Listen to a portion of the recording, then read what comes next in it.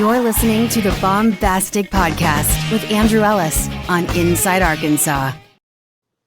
What's going on, everybody, and welcome back to the Baumbastic Podcast presented by Inside Arkansas and hosted by Andrew Ellis. Today's show is brought to you by Roback Apparel. Go to roback.com and use promo code HOGSBY20 for 20% off your first purchase. That's RHOBACK.com. I'm joined by a special guest on today's program. It's a big week for Arkansas baseball. The MLB Draft just around the corner. A lot of moving pieces, a lot of big decisions to make. So we figured we might as well bring on one of those guys making a very big decision, Carson Brumbaugh, who's about to enter his freshman year at Arkansas, now moved in at campus and getting acclimated to life in Fayetteville. Carson, how we doing, man? Appreciate you for joining the show. I'm doing great, man. I appreciate you having me on. Absolutely, man. So I gotta start with kind of the elephant in the room, but nothing, we're not gonna get too crazy with this, but it's a big summer for you. Of course, you just finished up high school, you're moving into your freshman year at college, getting ready for a new chapter in your life. I assume moving away from your parents' house for the first time ever, right? Yes, sir. Yeah, so there's just a lot of change going on, and then you've also got, of course, this pretty big event happening this weekend. I just remember how I was when I was 18 years old. I don't know how I would have been able to handle all that. I probably don't think I had the maturity to handle something like that. So I guess I'm assuming you have a good support system around you. How do you kind of handle all this process of a very big period in your life and a lot of big decisions to make and just a lot of things being thrown at you? How do you adjust to that kind of stuff? I mean, yeah, for me, just kind of taking it day by day, not trying to overthink anything, looking weeks in ahead, but just kind of taking it day by day and whatever presents itself, tackle that for that day. Like, I'm here in Fayetteville right now, so just being able to work out and get better at my game each day. That's all I'm really focusing on. And then this weekend will take care of itself, but I'm not really, panicking about it, just trying to stay calm, and whatever comes at me, I'll handle when that presents itself. Yeah, and you mentioned, so you've been in Fayetteville for, what is it now, 2 weeks now, just about? I moved in it's just about 2 weeks. Gotcha. So has this process, these last 2 weeks, really helped you, maybe put you at ease a little bit? Because, again, there's a lot of unknown with this whole process. You don't know how things are going to play out. You don't know necessarily what the future looks like. Has it helped to get to Fayetteville, a place, of course, you've been there before, but to kind of get settled in and get your feet wet? Does it make you feel a little bit more at home? It has, especially this past week. I went home for the 4th, actually, but ever since I've been back, it's like, this place is awesome, man. Like, I mean, it's hard to say no to this place. Like, we've got everything at our fingertips. So, I mean, it's up to us what we want to do with it. But they've given us everything we need to be successful, and it's a really good environment. So are you there now? Like, the people you're interacting with, is it mostly just incoming freshmen, or are there some older players around that are kind of hanging around, doing workouts with you guys or whatever it is? Yeah, there's a couple kids from the portal that are here as well. The Ethan McElvain from Vandy's here, and then there's another transfer from Little Rock that's here.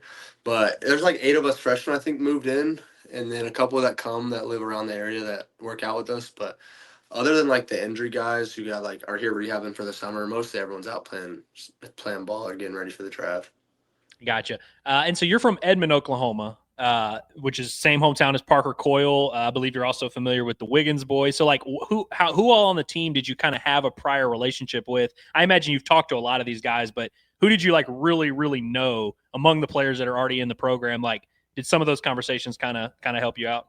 Yeah, so I mean, the main person I talked to is definitely Carson Wiggins. I grew up playing with him, actually, ever since we were really young. He used to drive from Roland to Edmond to practice, 3-hour drive, back when we were 8U, 9U. So I've known him for the longest, and I've always kind of talked to him, even when I was going through this process. And when I come up here, I would stay with him. That's my guy. Coyle's a little older than me. He's good friends with my brother, but he went to a high school about 10 minutes from mine. So I got to play against him my freshman year, actually.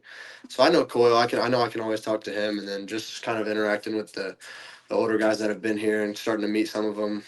I mean, it's a good environment. It's a very welcome place. None of the guys are on us all the time. They're super welcoming and good to be around so far. Gotcha. So you said you and Carson grew up together, and of course his older brother Jackson played at Arkansas, has been around the program for a while. At what point did Arkansas really become big on your radar?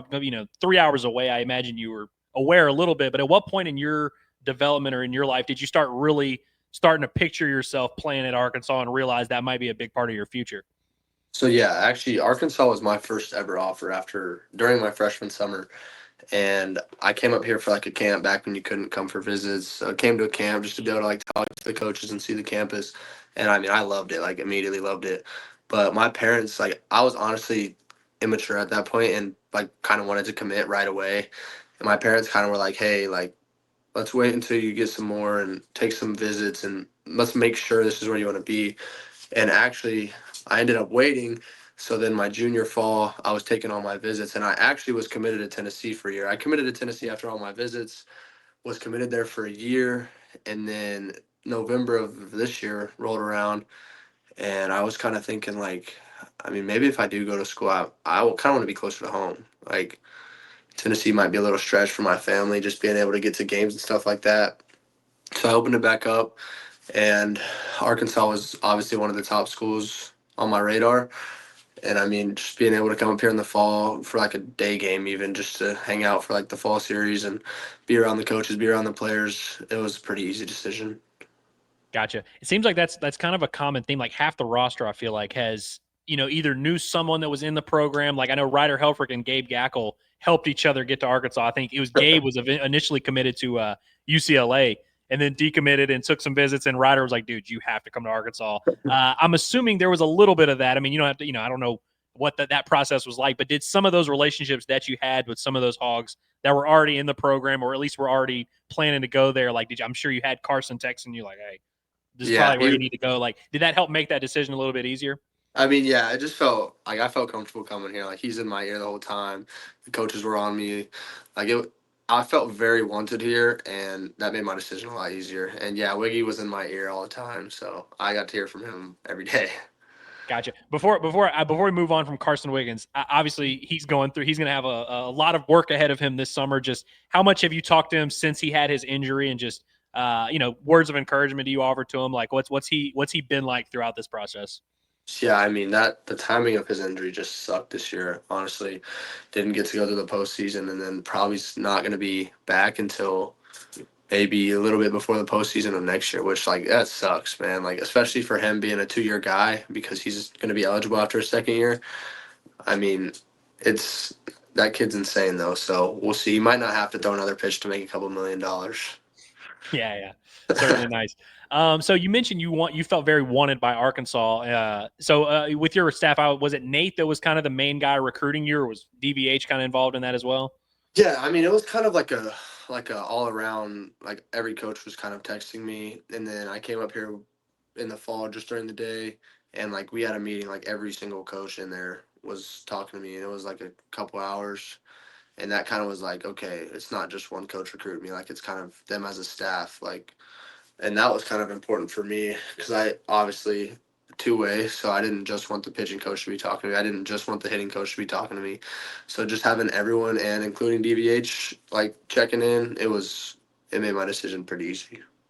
That's nice. Well, if you want to maintain that relationship with DVH, I suggest staying with the infield because he only talks to the infielders. That's what I've heard from everyone. The pitchers are like they never hear from DVH. So if you want to stay cool with DVH, you got to stay in the middle infield. That's just my advice to you. But speaking of that, so you mentioned you're a two-way guy, and of course, you read all the stuff, and they say right-handed pitcher / shortstop or whatever.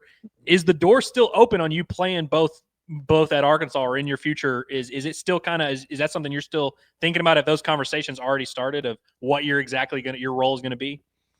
I mean, a little bit the conversations have, but I mean, I just want to do whatever can help, like whether it's pitching, whether it's playing defense, whether it's hitting. Like, I just want to get on the field. I'm a competitor, so being able to have those tools to have options and not just stuck at one position has benefited me. And like, I see myself as a hitter first, and then pitching kind of comes on the back end.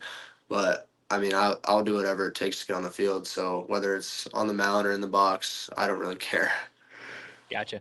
So how much, obviously you're playing during the season, you have a lot of things going on, you're a busy guy, but how much of the past year or 2 years of Arkansas were you able to watch? Obviously they had a pretty awesome season this year, finishing in the College World Series. Like how much of that were you able to experience and kind of watch and really kind of visualize yourself being there in those shoes? Yeah, this year I actually got to watch quite a bit. Just it helps having buddies in the program that are like you really want to watch, and I kind of got more into college baseball this year just because I'm obviously coming into it. But I would say I didn't miss a series this weekend for the most part. Like I got to watch all the games, all especially the big games. But like just being able to see how the program works, like how hard the players play, it's fun to watch, and I want to be a part of it. So that also helped my decision too. So is it a little bit of a weird transition? Because it's one thing if you're like, say you're like when you were committed to Tennessee and you're a sophomore in high school and you're watching and you're kind of thinking, oh yeah, I'll be there one day or whatever. But once you get to the senior, once you get to this stage where it's in the summer, now it's like, not only am I going to be there, I'm going to be there like right now. And so it's like, you're kind of looking, visualizing. I imagine you've probably thought about stuff like this of like, oh, they've got this guy at third base, this guy at second base. How much, I'm sure you try not to think about that kind of stuff too much, but this past year when you're watching Arkansas, do those kind of thoughts just naturally creep into your head of like, oh, where will I be playing on the field next year? Yeah, I mean, obviously, just as a competitor, they do, but that's when you kind of got to hone in and focus on just taking it day by day. Because if you start getting big headed and thinking like about other people and not yourself, that's kind of when you go wrong. So for me, it's just focusing on what I can do, just being the best player that I can be, and then competing my butt off in the fall for position. Gotcha. And so, I think your positional versatility is one of the things that kind of makes you a special player. And it's interesting, doing what I do, I'm always trying to look ahead and, think about the roster for next year. And people, as soon as the season ends, people are right away. All right, so who's starting? What's the lineup going to be? And I'm like, let's relax. Let's figure this out. But I think you're one of those guys where it's like, I could see you playing second base. I could see you playing short. I could see you playing third. I could see they've done this with Peyton Stovall a few years ago where he was a shortstop coming in. They played him at first as a freshman, whatever you got to do to get on the field. I'm sure you've thought about that as well. Have you had those conversations with the coaching staff at this point of like, are you just kind of prepared to play any position? Because I feel like athletically, you check a lot of the boxes that you could see in most positions on the field besides probably catcher. So have you, started to kind of have those conversations of what you might be doing? I mean, a little bit, kind of more when they were recruiting me than now. But right now, it's just kind of focusing on getting better, and then we'll figure out the positions. I'm sure those talks will come when the fall comes. But like you said, like I could see myself playing any position. I think I'm athletic enough to play any position, maybe except not catch. But like I think I can play third, short, second, first. I've never played the outfield, but I think I'm athletic enough to go out there and figure it out. So yeah, I mean that helps from just a standpoint of like, okay, there's 4 shortstops, I'm not gonna play short, or there's 6 outfielders. Like I think you can plug and play me anywhere, and I'm just gonna compete and do my best at whatever position it is. So you said you've never taken a rep in the outfield, like practice game or anything like. Obviously, I'm sure you've like caught during BP or whatever, but like, you've never like really taken reps in the outfield before? Well, back like when I was younger, I used to, but I came in my freshman year of high school, and they stuck me at short, and I never came off short. So I mean, as far as that goes, other than maybe I shagged some balls out there during BP, but that's about it. Not like a game rep or anything. Gotcha. Okay, so I want to put you on the spot a little bit here. If you were to describe your game and your skill sets to Arkansas fans that have not watched you play, how would you go about describing your game? That's a good question. I mean, I'm a competitor. I love to win. I'm gonna work hard. I'm pretty versatile. I can run a little bit, play like you said, probably a couple more than one position on the field. But I mean, for the most part, I would just say I'm a competitor. I just thought of a better way to ask this question. Okay, so you know how the scouts do the 20 to 80 tool system thing where they like basically rank all the 5 tools: hit tool, power tool, running, feet, glove, and then arm. Of those 5 tools, which one do you feel like you're closer to being on the 80 side of like, if you were to like rank your tools, would it be hit tool, power tool, speed? Like, which one do you think sticks out? I mean, probably right now, my arm tool is probably the closest. But like my power tool's up there, my hit tool's getting there, and then I mean my field tool, if I grade myself, like that's probably one of my highest too. Like I put a lot of pride in my defense and not making errors. Gotcha. Were you always like, at what point did you start becoming a power hitter? Because I think a lot of the best prospects you see coming up really didn't tap into that power until later in their career. Some of them don't do it until they get into college. Did you always have power, or were you kind of because I imagine with your speed, you were, someone that was trying to get on base a lot, probably more of an emphasis. Like, did you get that power when you were older, or did you kind of always have that like next level power ability?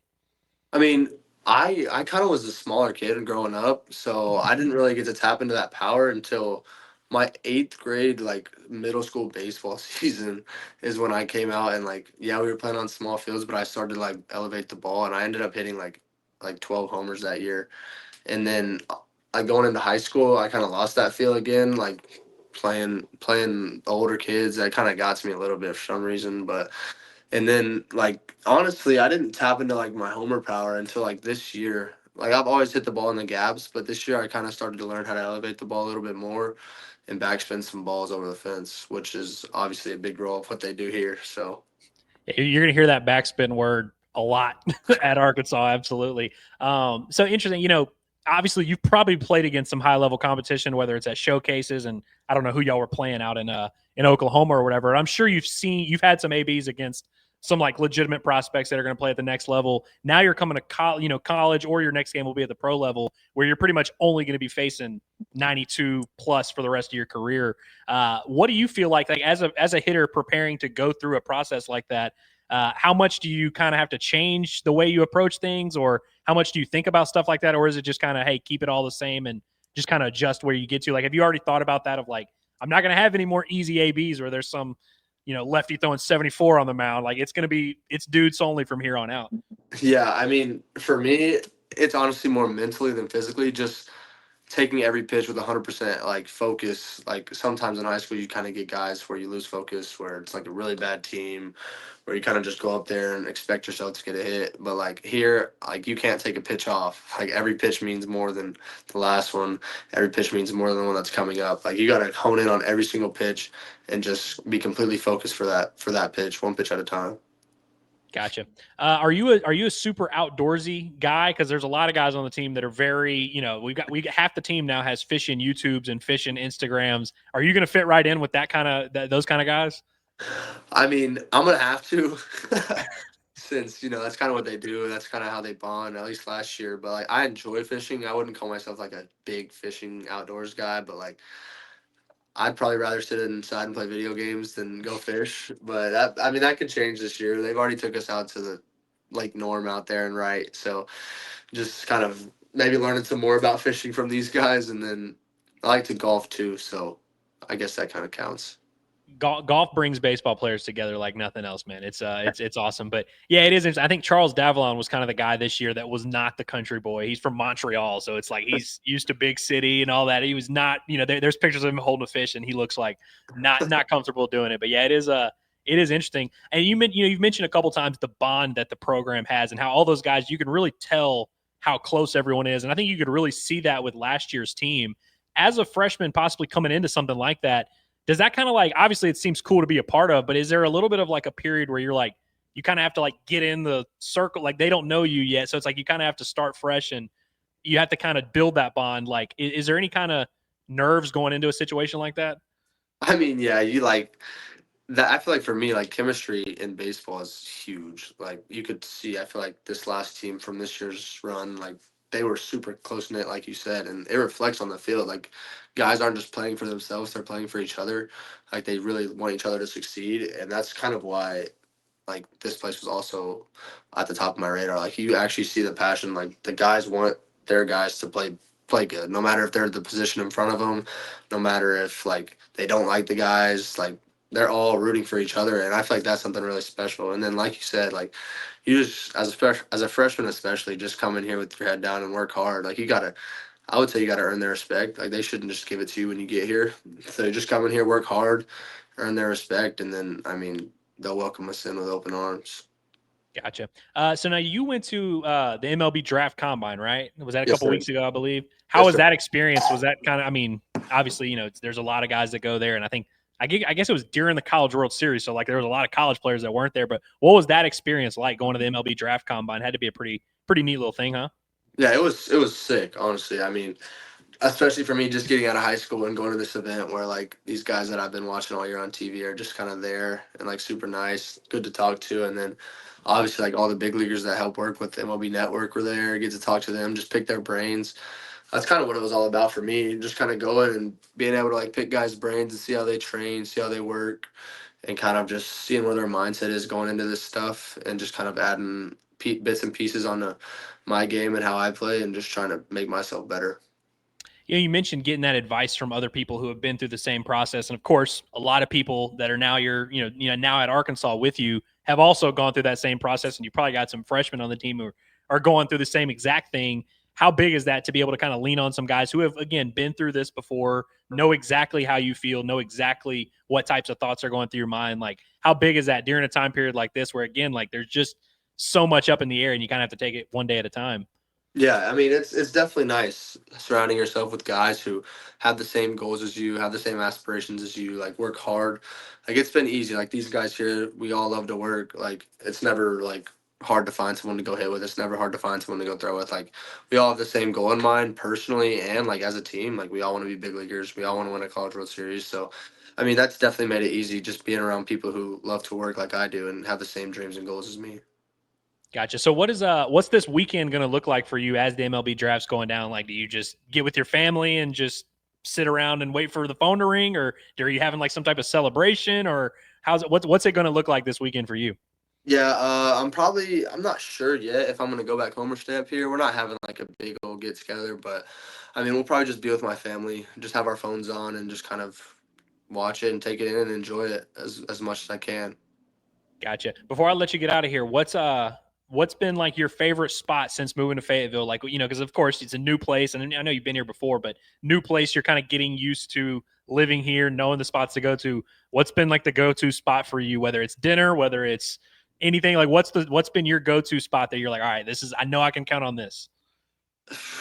I mean, we've been getting fed like by the university, but like on the weekends, probably the spot that I've been that was my favorite so far is Chiba Hut. We don't have those back home in Oklahoma.